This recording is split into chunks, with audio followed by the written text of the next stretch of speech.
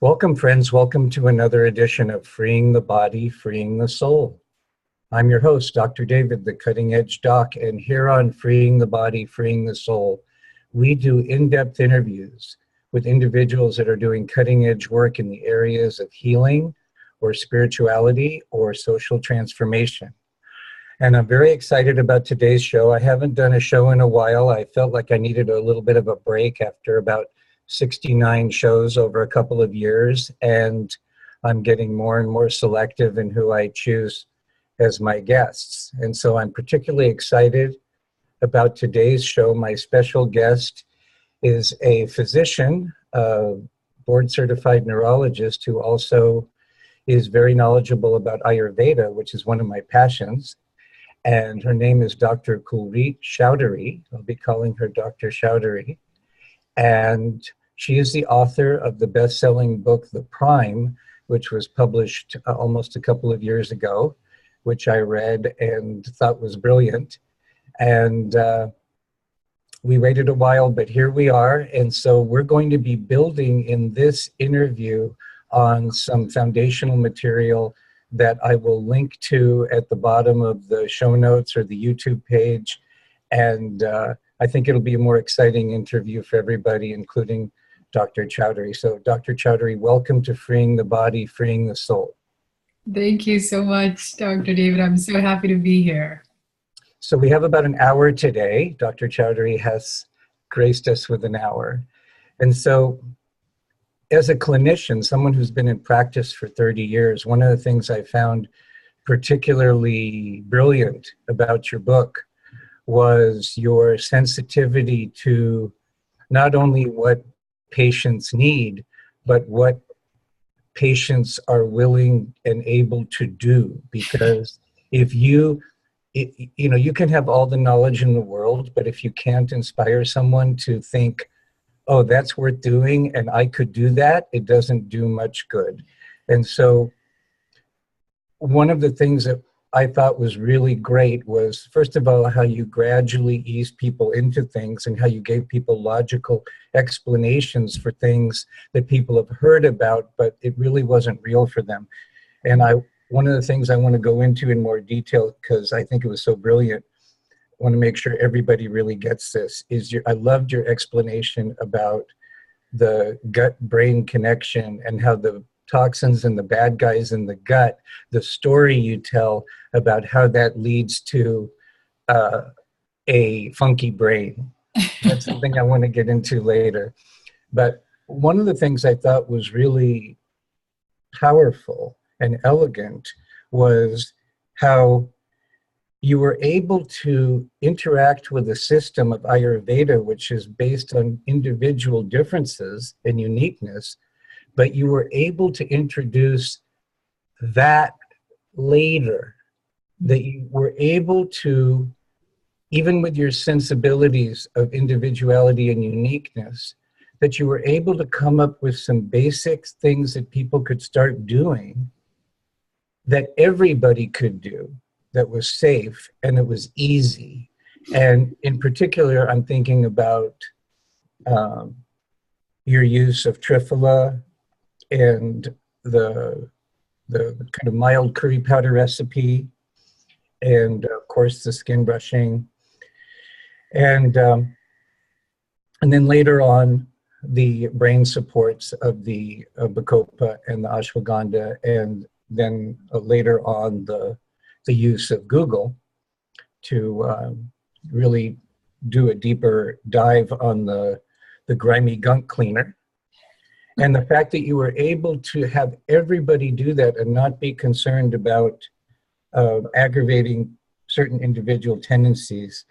And then once people had the experience of the value they got and trusting your recommendations, then going into lifestyle changes, uniqueness, things like that. Then once you gain their trust about encouraging people to maybe take the next steps in an entire lifestyle makeover. But I was so impressed as a clinician about your sensitivity to not only what was needed, but also to the psychology of behavioral change. Is that something you just sort of had a natural knowing about, or did you hit your head against the wall a lot first? It was a little bit of both. I really have to credit my mom to a certain extent with my approach, because she's an unfathomably practical person. And I think she raised us just to be extremely practical, meaning you can have all of the great intentions in the world, but if you can't actually implement them, who's going to benefit from that? And so I think it's just something that I've been raised with, being extremely, extremely, practical in my approach to life in general. So there's that aspect of it, but there was some, hitting my head up against the wall because, as I mentioned in the book, I was so excited to have all of this information, and I saw the impact that it made in my own life, and I just couldn't wait to share it. And so there was that initial trial and error of, this is obviously something that works. Why can't people do it? And then I switched roles, less as a neurologist and more of a neuroscientist, and just started to really study it. And, it's just what you said. You can have all of this wonderful information, but if you're not approaching people where they are, and in this case, it wasn't approaching them psychologically where they were, but really approaching them biochemically where they were. If you don't approach people where they are, you can't really help them. So, as brilliant as it looks in hindsight, just like most things as you're going through it, there's a tremendous amount of trial and error and just recognizing, oh, this doesn't work. I've got to try something else. Now, do you still take patients, or have you closed your practice?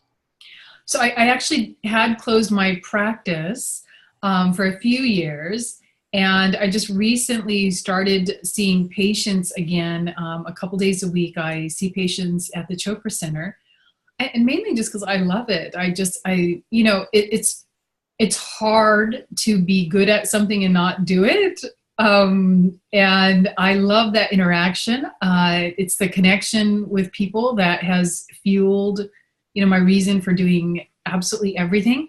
And I think no matter what you do on like a community level, it's what you do on an individual level. It's the stories that run through your mind that really gives you like the courage, the strength, and the energy to continue. So I found in my practice, I've experimented with different mixes of patient visits and education and community stuff. And I find that I definitely need both to feel my best. What are you doing the rest of the time of your professional time space when you're not doing one-on-one work with patients? Are you doing any group coaching? Are you doing any empowering of other health professionals? What are you doing? Well, I'll try to keep this brief. So what I was doing is I was actually launching a company a few months ago. And then I got, and with something we had been working on for quite a while, and it was a rather massive endeavor. It would have national implications. And then I got a little kind of nudge from my spiritual teacher to come to India. That's why I no longer have any hair. She kind of, just took all the hair off, all past identities. And I just stayed with her and meditated for 3 months. And she just said, it's time now to drop all of that, which was not easy to do, but I did. And at the end of that 3 months of meditation, she asked me to actually come to India to launch a Ayurvedic center where we will be bringing some of the most ancient texts of Ayurvedic medicine, actually known as Siddha medicine. I don't know if you've ever heard of that. Most people have not heard of Siddha medicine. I've only heard of Siddha yoga. Yeah, it was the Siddha yogis that, first cognized Siddha medicine. But these are, it's like, the next step of Ayurvedic medicine. It's using modalities that were oftentimes kept very secretive, but it's even a more powerful version of Ayurvedic medicine. or I should say a more powerful element of Ayurvedic medicine. And she decided that it was time that the world was introduced to this. So she's now collecting all of these Siddha medicine texts, which are written on palm leaves in this ancient dialect that is no longer in existence. And they're being translated into English. So I'll be one of the first physicians, at least one of the first Western physicians who I think is ever being allowed to even see these texts. I think it's the first time that they've ever been translated into English like this so systematically. And so we will be offering some of these treatments at this center. So I'll be moving to India as of next year. And so we're kind of, neck deep in getting that project going, coordinating that between here and India. And I'm also working on my second book, which will actually look at how sound is used as medicine. And this is one of the areas of discipline in Siddha medicine. They use different mantras and different sound healing as part of the process for reversing imbalance. And as I've started to incorporate this into my practice already, I'm kind of stunned at just how powerful of a modality it is. So that's what I do during the rest of my time, kind of reorganized my entire existence, my entire life, and learning to reduce everything I own down to a couple suitcases so that we can move, and slowly growing out my hair. So are you going to move your whole family? Yes. Oh my Our goodness. whole family is moving. I still don't quite know if it's a completely permanent move or if this is something that we will replicate. Already the project has a lot of international ties, and it has already quite an international presence. The clientele will be very international. And so I don't know yet whether this is the beginning of centers that will be replicated around the world, and whether we'll be traveling all over the place. But I'm really at a place where I don't care what it is. It feels so right. It feels just like an entire new chapter of my life that I don't even know if I was supposed to have this chapter in my life, but it feels just like this amazing adventure. So we're just starting with the first and then see what happens, from there. But yes, the whole family's moving. Now, is your spiritual teacher in India? Yes, she's in India. And is she the same person who is revealing these texts? Or should she guide you to that person? No, it's the same person, which is, wow. It's very hard to explain the magic of that when it's your spiritual teacher who also becomes now your career advisor.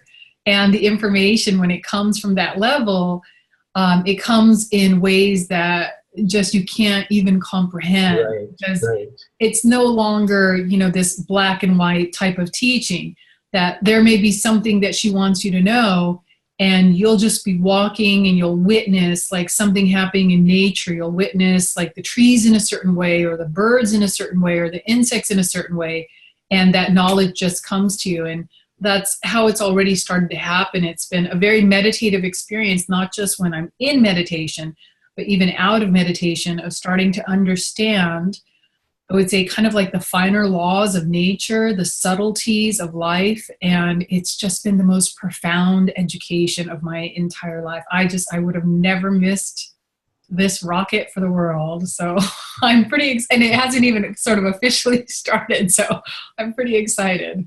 Well, I really admire you. This is the second time, in terms of what I know about you, this is the second time that you really had, from the point of view of society, you had a very exalted position that you put at risk, first as a board certified neurologist, and then going outside the box, and then having all this national exposure and all the opportunities that opened up, and then walking away from that. And I really admire you for putting first things first. And, there's an old Taoist saying that talks about how easy it is to get sucked in. It goes, nothing fails quite like success. Yes, it's so And, true. so I admire you for your commitment to truth and to honoring your dharma. So it's very inspiring. Thank you very much. I have to comment on that, though. What I found is it's in your ability to walk away from something where your dharma becomes bigger. And, there's this beautiful talk that my teacher just gave about the difference between happiness and peace. Yes. And, just how happiness is this constantly changing state that the Absolutely. closer and closer you get to the object of your happiness, the more sorrowful you become. Whereas in the state of peace, you're just constantly happy. And that has been one of the big transitions, through this whole process, is really, really learning to be peaceful no matter what changes are occurring around you. And it really, I'm seeing the truth of that my state of happiness, not that it's permanently etched, but it's becoming more and more permanent. It has absolutely nothing to do with what's happening around me. And in that state of fluidity, I can be or do anything that I need to do at the time, and there's not so much of the attachment. And so I think the hardest thing for me was cutting my hair, and the rest kind of fell into place. I've had long hair my entire life and had hair down to my waist when it was all cut off. So once that happened, I was like, all right, just let everything else fall away.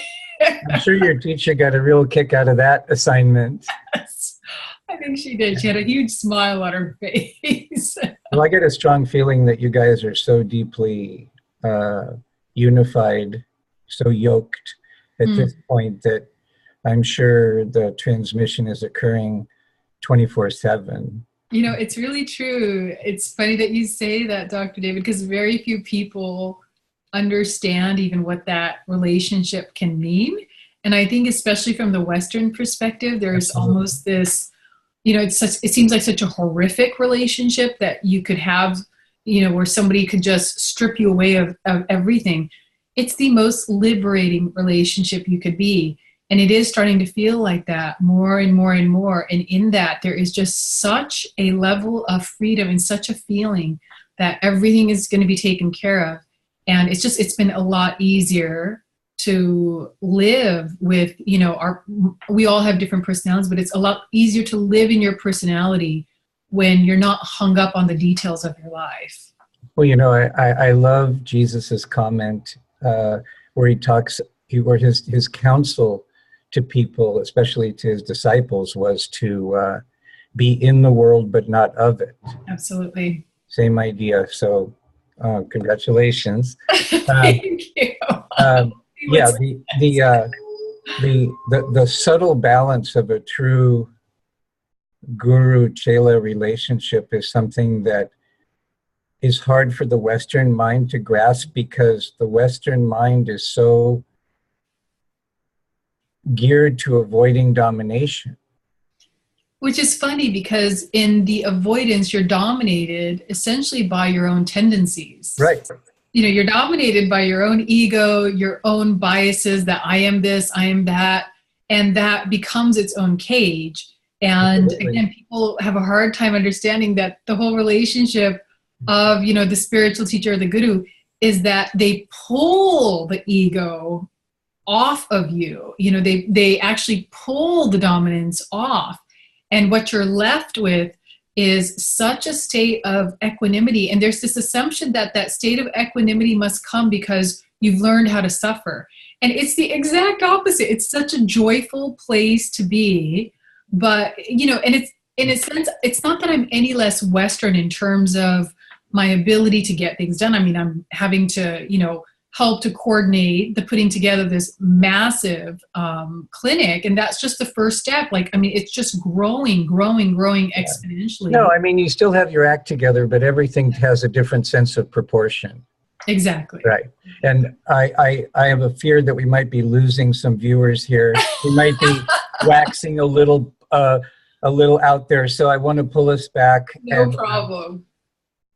One thing I didn't get from your book is when you decided that you wanted to shift back to practicing from a more Ayurvedic standpoint. You talked a little bit about being persistent, about making sure that you got into a program where you could study this, but you didn't go into detail about who you studied with or where you studied. Are you willing to talk about that? Yes, absolutely. Okay. Where did you go back to school and who are your teachers? So I had kind of a formal and informal education. And the formal part of it was a group that had worked with Maharishi Mahesh Yogi to bring back Ayurveda. And this was a group that had originally trained Deepak Chopra and many other of the initial physicians that, embraced Ayurvedic medicine. And so I had first contacted them and said, look, I need to learn this like a physician would learn this. And so that's really how I first began. And they hadn't taught physicians, I think, at that time for 15 years. And so kind of pulled some of the teachers forcefully out of retirement. And it was so nice because then we approached the, subject matter from just a disease-based model, which is very similar to Western medicine. But simultaneously, I was getting this other training. We had a group of very, very experienced Ayurvedic physicians who used to come from India to the US and they would do these tours. And when they would come, I would take my patients with me on the weekends and we would meet with them. And I don't know which form of education was more important. I think it was the combination of the formal and the informal that ultimately led to this very intimate relationship with Ayurveda. But on those weekends, we would just sit and I would feel the pulse and they would feel the pulse and they would just say, what do you feel? And when I was first asked that question, without really having much formal training, I thought, what do you mean, what do I feel? Like, I haven't studied this.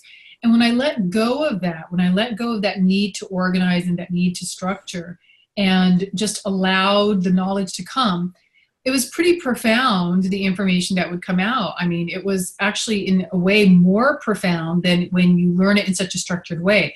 So I had both kind of lanes interweaving together of the formal way of approaching, pulse diagnosis, the Ayurvedic evaluation, and then the highly, I don't want to call it intuitive because I do think it's just a different level of knowledge that many people just don't develop. And intuition somehow seems to imply that it's not within the normal sphere of human knowledge, and it very much is. But it was the less structured approach where you were really just connecting and Right. getting kind of information directly from the person on an experiential level.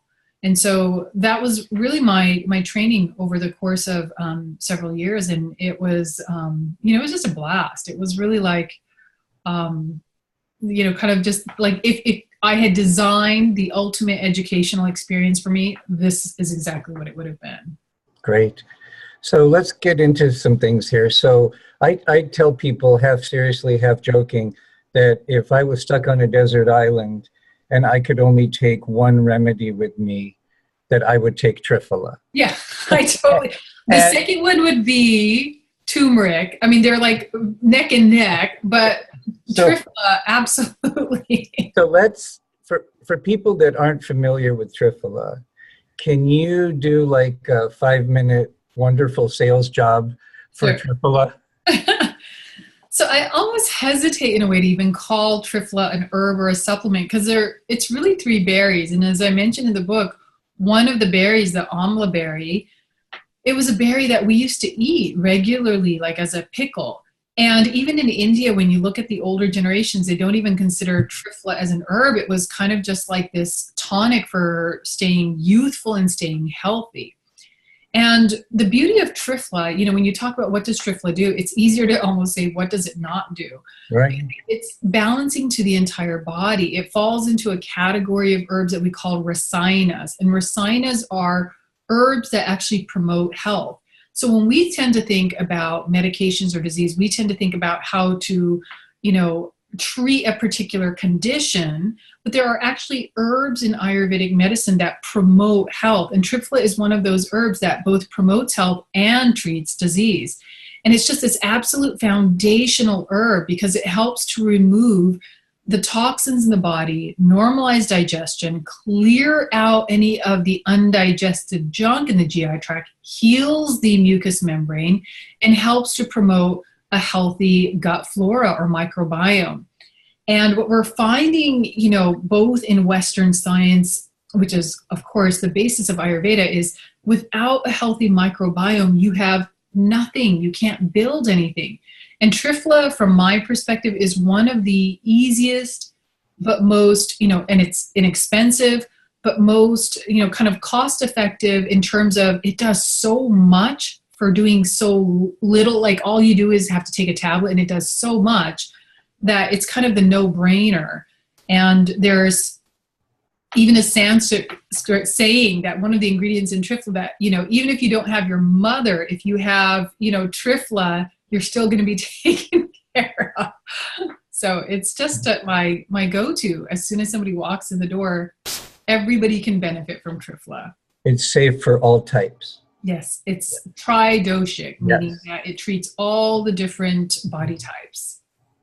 Let's talk about your wonderful curry recipe, which is not too overly spicy.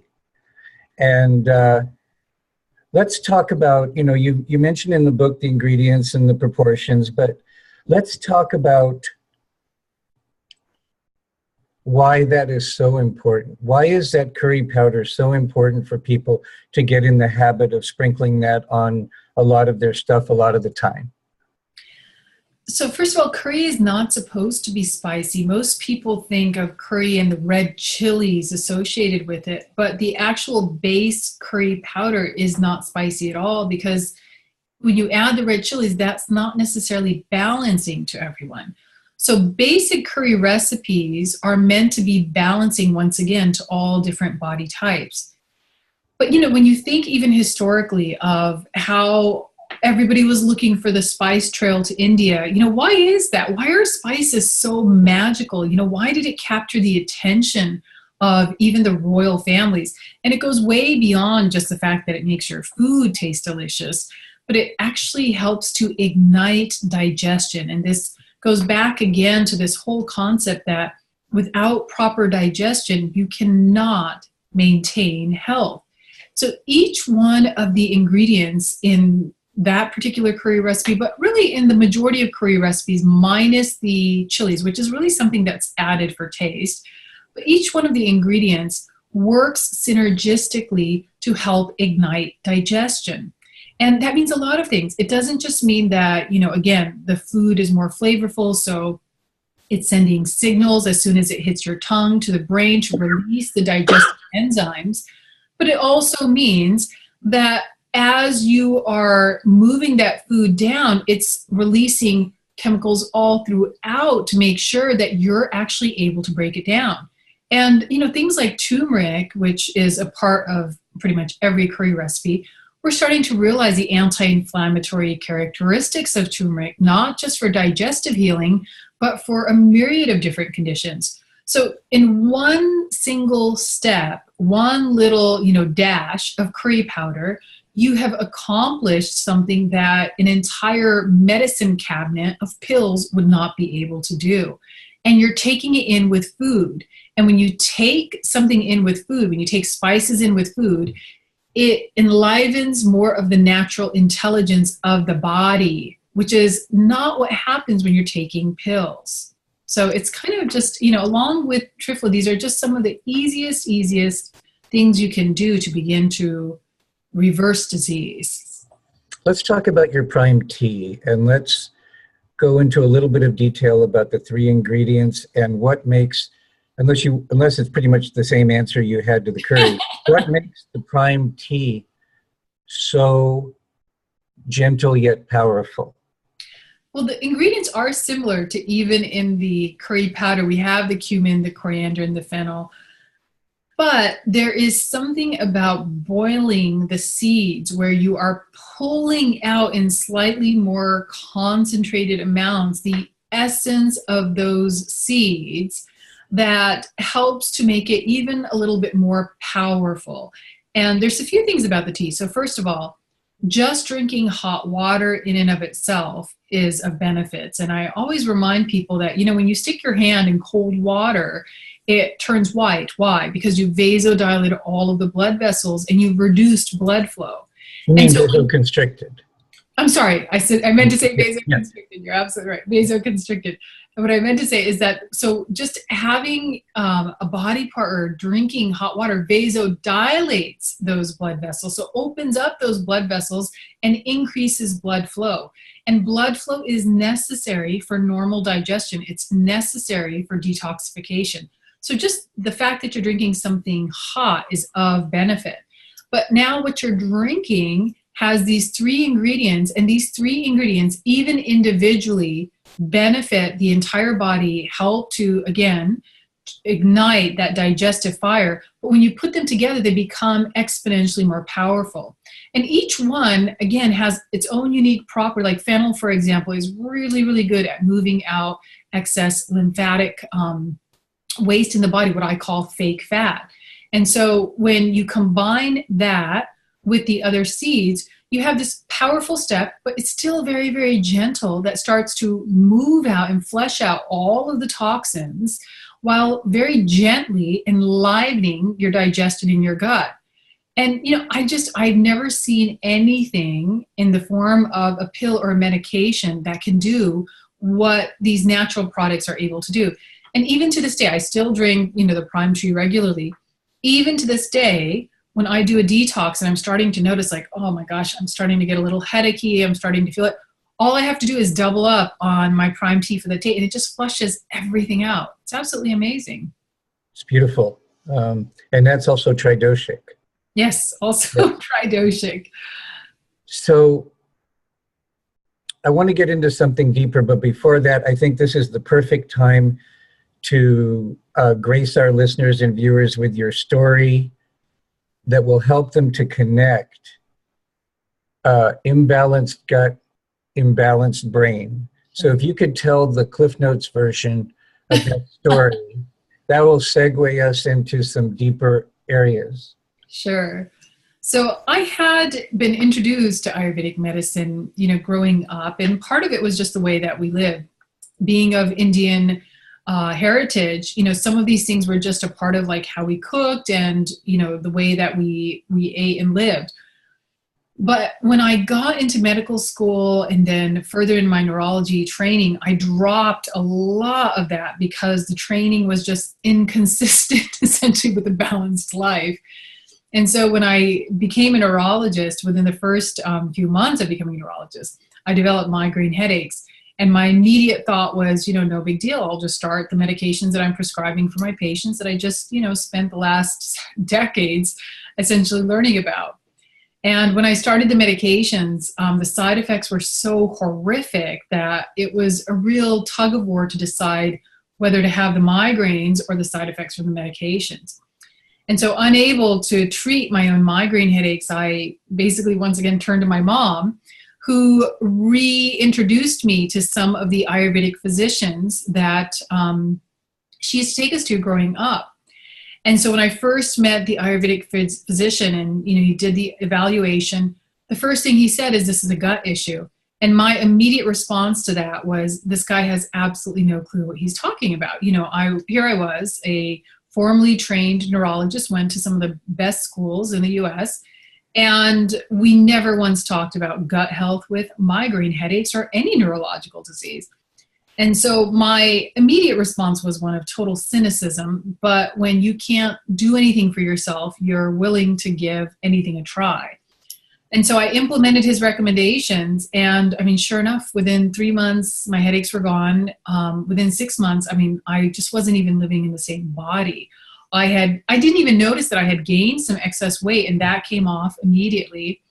And it really forced me to relook at what the connection was between the gut and the brain. And so when I started to implement this type of approach to other neurological conditions, I saw the same thing. There was a complete reversal of the conditions, or a slowing down. And these were conditions that, as part of my training, they were untreatable. So that's how I started this entire, kind of journey into what is the connection between the gut and the brain.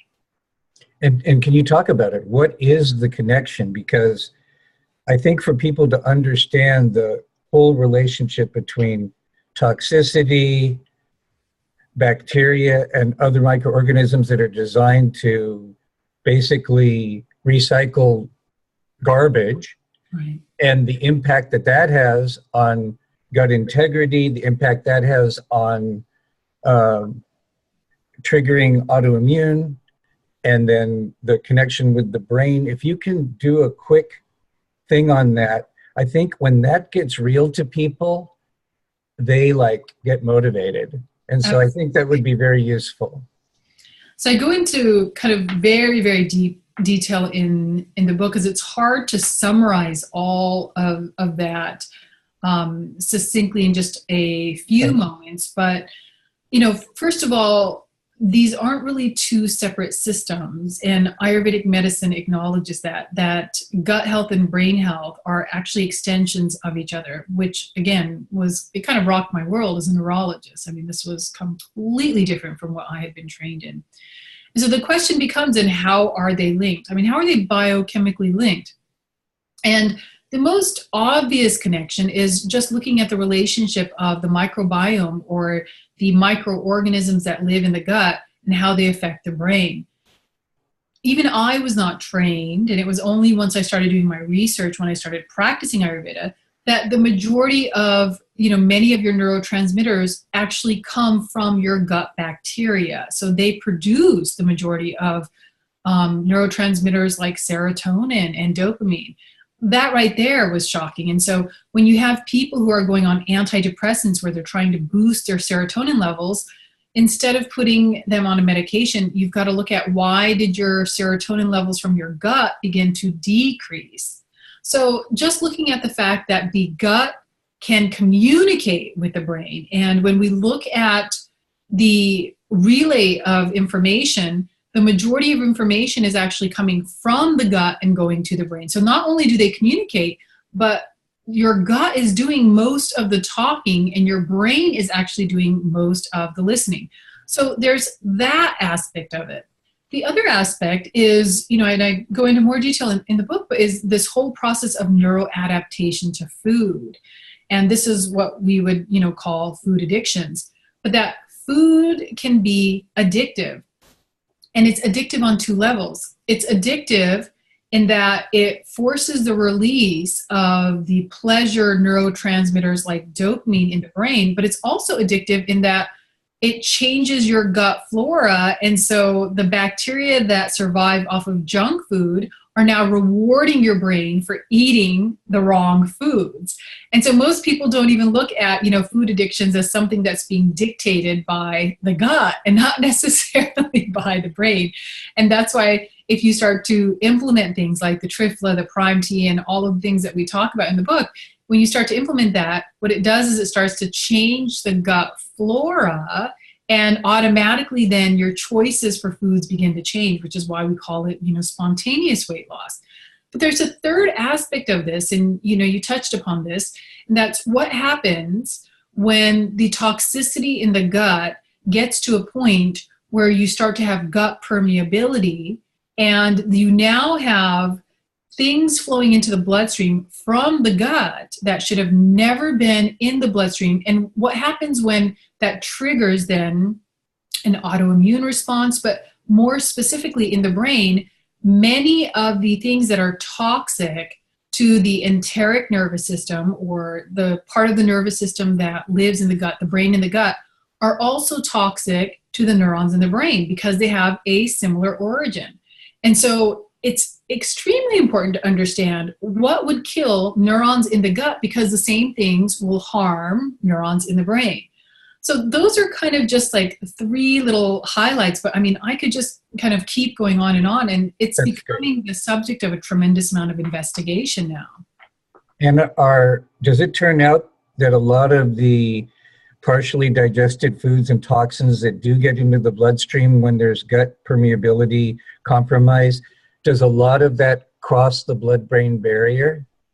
Well, we don't know how much of it crosses the blood-brain barrier, but what it does is it triggers an inflammatory response that also then can send signals to create the same type of inflammation in the brain. So it doesn't always necessarily have to cross, but what we're finding is that many of these things can damage the blood-brain barrier. So now you no longer have an intact blood-brain barrier, which is critical for brain health.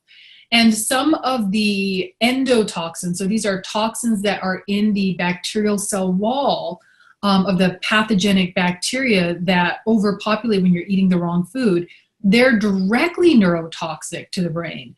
So there's a lot going on in terms of, the release of toxins or the permeability of the gut and what that leads to in the brain. And it's not necessarily as simple as just crossing over, but all of the different things that happen that ultimately lead to inflammation in the brain. I understand. Does that explain why, I don't do this with my patients because I don't think it works, but does that explain why when people on their own, before they've detoxed, when they start taking prebiotics, they feel worse? Because it's actually feeding the bad guys that's amplifying this cascade. Well, it depends. So there's a lot of different things that you need to do before you do a detox. And people will oftentimes go to, like just doing the prebiotics, but they don't realize that you actually have to nourish the body before you can do anything in terms of detoxification. Absolutely. So it depends a little bit. It's usually coming from a place of, they're releasing toxins, but they have done absolutely nothing to first open the subtler channels, which is all that we do in phase 1 of the prime. Is we're basically just opening the channels so that once those toxins are flowing, the surface channels, once those toxins are flowing, you have a way of getting rid of them. But then they also don't nourish themselves enough, because detoxification and removing toxins from your body is an energy dependent event. And so most people who are in a toxic state are also malnourished. So there's a logic behind it. And that's why I created the program the way it is to logically open up the body and prepare itself for detoxification, so that you don't have you'll still have some, but you don't have as much of the side effects. Okay, so moving on, the next step in your program is a lot of balancing the brain, and you talk about some wonderful things to support that. And then the next step is a deeper dive into really doing a deeper level of clearing of all sorts of levels of toxins. And you introduce the Ayurvedic concept of ama, and then you introduce this herb that you're in love with called guggulu. And I wanted to give our listeners and viewers a chance for you to talk briefly about ama and the blessing of guggulu. Sure. So ama really just means something that is undigested. And so when we talk about ama, it's not just the physical compounds that remain undigested in your body as unprocessed toxins, but also undigested emotions, undigested thoughts. In Ayurvedic medicine, these are not separated as, separate levels of the body. They're integrated together. In other words, undigested emotions can lead to physical ama or physical toxins. And so the basis for disease is really the presence of this ama in the body that clogs the channels and allows for disease to erupt. Up until then, you can have an imbalance of the 3 doshas, but you may have some symptoms, but it won't necessarily turn into disease. It's once the ama accumulates that you have now a stable pathological process. And so one of the most important things in Ayurvedic medicine is removing ama. Now, we're seeing ama in modern society at a rate that we never even saw before. It's exponential, and it's due to, many different things. And this is why before I balance the doshas, I just focus on removing the toxic load.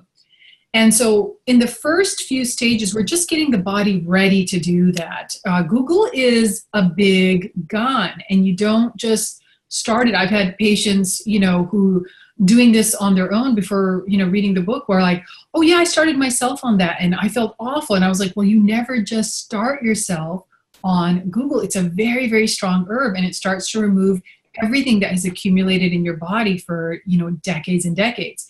So we first prep the body to receive the Google. And then once you start the Google, the way that it is described in the Sanskrit text is that Google goes in and literally scrapes the ama out from the organ. So you can see why the body would need to be open and nourished before you can do this.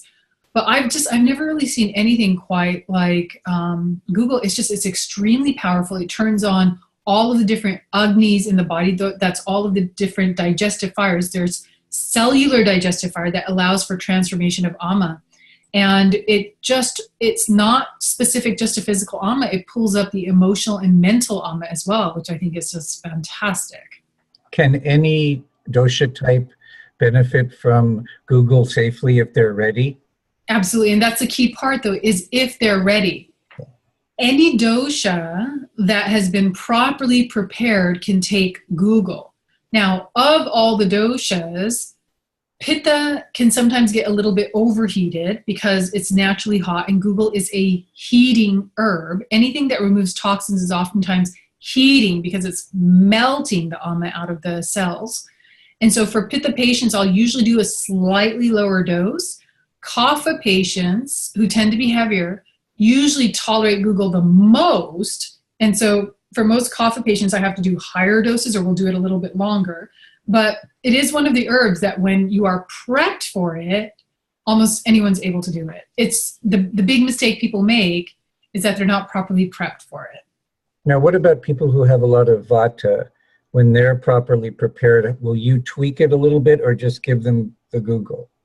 Vata people usually just don't need as much. And so if they're properly prepped, because Vata changes so quickly, they usually just need like the lower doses, and we don't typically keep them on for quite as long. Okay.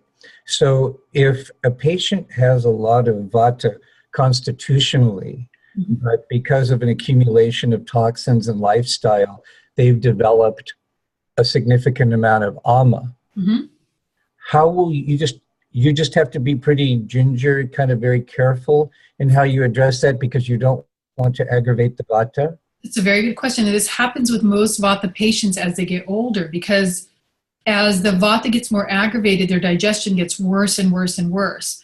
But the beauty of Vata is it changes pretty quickly. So if they start on the first two phases, they're usually okay to start the Google. The big issue for Vata is it tends to get depleted. And for women, especially when they're in the perimenopausal or menopausal stage, they're oftentimes already in a depleted state. And so I will just usually like double up on the bone broth beforehand, really make sure that they're well nourished. And occasionally, again, especially for women who are in the perimenopausal or menopausal stage, I may do some extra things to support adrenal function before we go into Google. For Vata, you just have to make sure that their adrenals are not totally zapped, before they go into Google. And if that's the case, just the first time they do the prime, just have them, skip that step altogether, do everything else, let their body heal. And then, the next year when it's time, they can do it then. But for Vata, it's mainly just making sure that they're not depleted, meaning that their energy stores are high and their nutritional stores are high enough to do it. Do you have a favorite adrenal tonic for people who have a lot of Vata? I mean, ashwagandha, which is part of the program, is absolutely wonderful. Licorice is probably second on my list, but for people who have really severe adrenal fatigue, I just remind them that in that state, they lose nutrients. The adrenals, actually cause the body to lose certain key nutrients. So I will oftentimes add things like B vitamins and trace minerals and vitamin C, just to make sure that you have everything you need for the adrenals to make the hormones that it needs. So from an Ayurvedic standpoint, it's adding some of the tonifying herbs like ashwagandha and licorice. But from a nutritional standpoint, because unfortunately now our foods are also so depleted of these nutrients that we oftentimes have to supplement before even allowing a vata person to do a strong detox. Then I'll add some of the adrenal supplementation until I can get them to a place where then we can go ahead. And then you just, vata people don't need large amounts of guggulu. Right.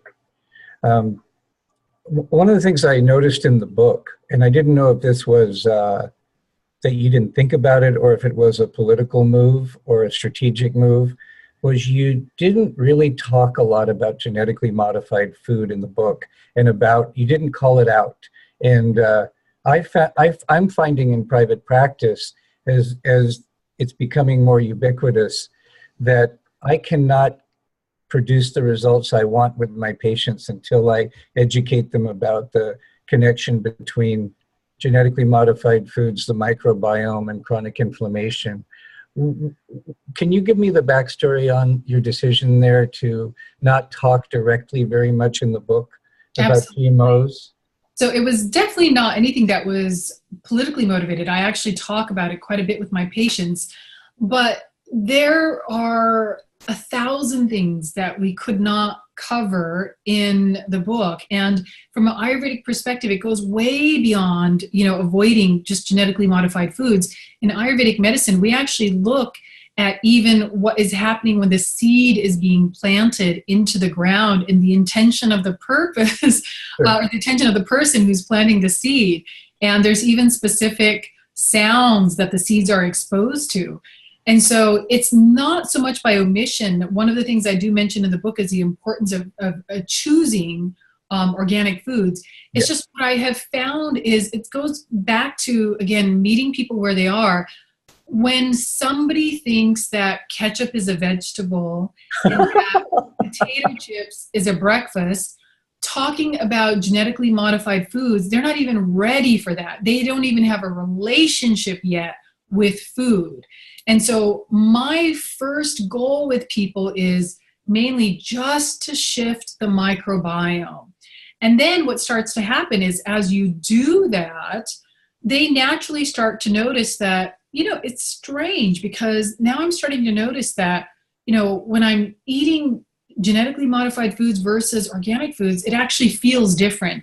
And I feel that the power really comes when somebody has the experience. And so my first goal with this book is, how do you create an experiential level with food in the body so that people begin to make these connections? And, and I'm not joking, like many of the patients that I'll first start with, they begin their day with a donut. And so when we go to talking about even the way that foods are grown, it's just too big of a step. But I totally agree with you. It's part of my kind of patient education, the second part. I see. But when I bring it into the first part, so many of these people, they don't cook their own foods. They don't have a relationship with food. So it's I didn't realize that your patient base was at that level of consciousness. I have every type of patient. I have always, and I actually pride myself on that, I have always attracted every type of patient. And I think that's a reflection of how inclusive and non-judgmental my practice has always been, that I am never critical of people when they come in, that I'm very, very firm about where we need to go. But I've always been surprised. I have people who come from all over the US. I have people who come from the Midwest, and I was like, how did you even hear about Ayurvedic medicine? And I think much of it just comes from word of mouth of, hey, she's really helpful. She's really open. And so I have people who, are probably at the top 1 percentile in terms of how well they take care of themselves and they just want to go further. And I have people who are just absolutely desperate, come in on 20 different medications. And I look at both people exactly the same, in just a state of love and non-judgment and how can I help? For people, obviously your practice time is limited.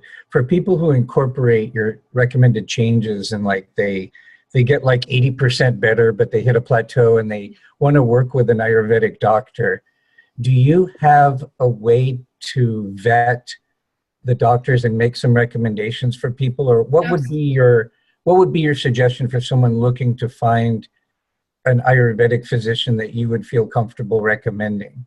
So first of all, the book was never meant to be in place of an Ayurvedic practitioner. I think the relationship that people have with an Ayurvedic practitioner is gold. This is a way of introducing it and really kind of even prepping you for a relationship. Right. There's an organization called the National Ayurvedic Medical Association, and they are selective of the people that they refer. They have to go through a certain amount of training. And so that's typically the place that I refer people to. Now, it's hard to find people who are MDs and Ayurvedic practitioners. And I tell people, don't worry about it. Having one good Ayurvedic practitioner is the equivalent of having like 100 MDs. But what about managing the Ayurvedic drug interactions? So many of the current Ayurvedic practitioners have a sense of that because there's been quite a bit written now of how the Ayurvedic herbs influence different medications. So somebody who's pretty on top of their game should be able to look at a list and say, okay, when we get to this point, we may have to make these adjustments. Now, the Ayurvedic practitioner, if they don't have an MD, won't adjust the medications, but what they can do is create a conversation with the physician to let them know this medication improves thyroid function. In about 2 months, we would expect that they need to reduce their thyroid medications. And those types of relationships, exist very commonly and are becoming more and more common. And that happens a lot with acupuncturists as well. They'll communicate with the physician and say, by this point, we should notice that they can come down on their blood pressure medication and so forth. So it's really just bringing everybody into a common conversation. Can you tell us about your upcoming book, or is that hush? No, we're just sitting at the proposal right now. The publisher is actually just reviewing it. But it's essentially looking at the tradition of sound medicine, not just from an Ayurvedic perspective, but looking at how that has been present in almost every single healing tradition globally. And so we'll first look at, the ancient traditions around the world, and then showing how it's already being incorporated in modern science also globally, and people will be surprised that we're actually using it already. And then it's prescriptive. The second part of the book is prescriptive on how to use specific sounds to treat specific conditions. I'm really excited because it's going deeper into the science of Ayurveda, part of the hidden aspects of Ayurveda. And it's one of these things that has zero side effects and is, basically free. Well, I'm mindful of your time, Dr. Chaudhary. We're getting to the top of the hour. I'd like to leave the last word with you to say anything you'd like to say in closing and to give any contact information if people want to know more about you, your work, your book, stay in touch with you, please. Thank you. First of all, thank you so much for having me here, and thank you for your thoughtful questions. I really appreciated them. The main thing I want to let people know is there's a lot of assumptions that we make about who we are that are gut related, and that there's aspects of the mind and there's aspects of the psychology of the mind that are completely gut driven. So before you judge yourself for being a certain way, I would just consider, doing the program in the Prime, and you might just be surprised at who is actually underneath that unhealthy microbiome. And for anybody who wants to learn more, you can go to my website. It's just drkulreetchaudhary.com. And the book is widely available, on Amazon. And it has all of my information on the website if you want to follow us on Twitter and Facebook. And I'm always leaving updates in terms of what we're going to do in India and the next book on social media. So I look forward to hearing from you. Could you spell Kulreet Chaudhary? It doesn't just roll off the tongue. So it's Dr. and then Kulreet, and the last name is Chaudhary. But if you try to even spell anything close to that, I'm usually the first person that pops up on the internet. Now, is that doctor spelled out, or is that DR? You know what? That's a good question. I believe it's DR, but Okay. my website automatically comes up. I believe it's DR Okay. and Kulreet Chaudhary. Thank you for pointing that out. Well, it's really been a joy and a privilege to spend this hour with you. Your book had an impact on me personally and professionally. It gave me the idea and the confidence that I could start to integrate Ayurveda into my private practice without burning bridges, and that means a lot to me. So I want to personally thank you for that, and I'm glad I had the opportunity to build on the interviews that have been done in the past and take it a little bit further. So thank you so much. Ladies and gentlemen, you've been listening to another edition of Freeing the Body, Freeing the Soul. I'm your host, Dr. David, the Cutting Edge Doc, and here on Freeing the Body, Freeing the Soul, we do in-depth interviews with individuals doing cutting-edge work in the areas of healing, spirituality, and social transformation. Our special guest today has been Dr. Kulreet Chaudhary, with less hair, but even more love. And with that, we'll close with love and peace. Bye for now.